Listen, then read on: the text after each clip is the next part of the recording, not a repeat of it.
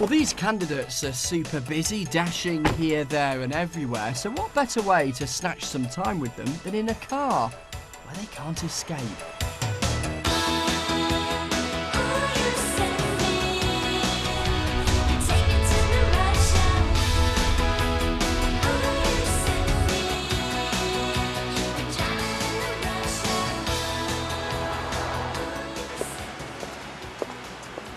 So, who's in the passenger seat today then?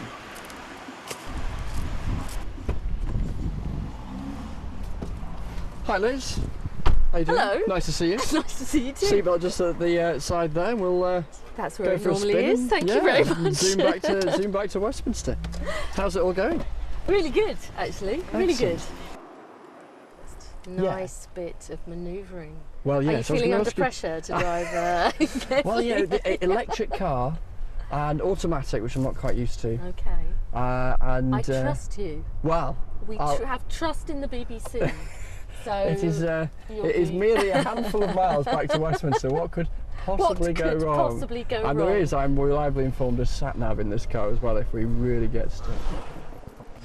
To an outsider looking in who perhaps pays a limited amount of attention to politics, it'd be hard not to conclude that sometimes it seemed quite vicious almost. I think that the debate, the leadership contest, has been far more internally focused than I would have liked it to have been. Right. I would have liked it to have been an opportunity for us to be talking to the public, understanding why we lost and how we need to change to regain people's trust for the future, because this contest should really be about who is the best person to lead Labour as a powerful opposition to the Tories, but most importantly to beat them, kick them out, form a Labour government and change the country for the better. And What does opposition for you amount to?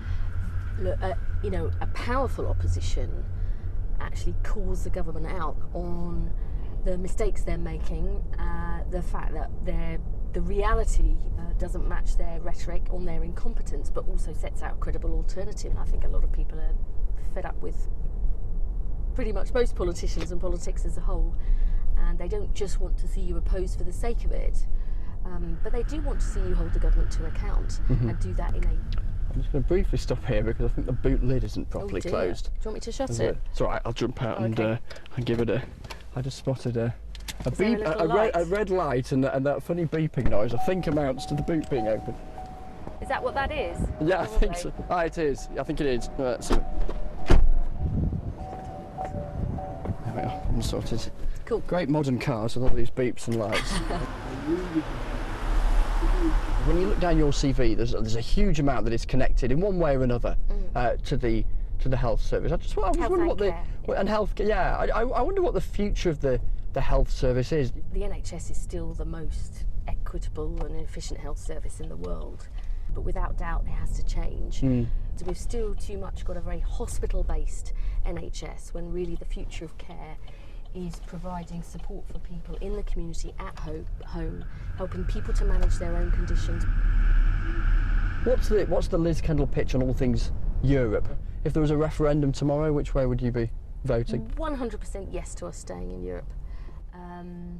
We will never tackle huge challenges like climate change if we're not playing a strong and leading role in Europe. And I think it has been appalling how David Cameron has kind of been dragged to the right by his own backbenchers, risking us pulling out of Europe, more concerned with his own internal political party management than what's in Britain's national interest. Well, what about the argument that says, from a Conservative perspective, and that's pretty much the Prime Minister's argument, he says, I'm inclined to kind of stay in, I think, but if we're going to get a good renegotiation, you have to have some guts here, and of course Europe needs to change, and we need to sort out issues. But does threatening to leave not help get that change? No, it doesn't. Look at how you get the changes you want in Europe is by making sure you understand the challenges other countries face. I think it's going to be the defining political question of our generation, and I cannot wait to play a strong and leading role. I can hear the fire in your belly about this one. Can you? I think I can. Good. I think I can. Is it gurgling away? Yeah, absolutely. above the limited sound of an electric car. You hear the phrase thick skin used by politicians a lot. I mean, is it possible to have a thick skin? I don't know. Some of the stuff that's been said about you, it's quite hurtful, really. I'm a pretty tough cookie. Right. And on some of the, personal rubbish, I don't want anyone to be put off going into politics, particularly women, if they feel that they're going to get all these kind of personal questions. And sexism, has there been sexism, do you think?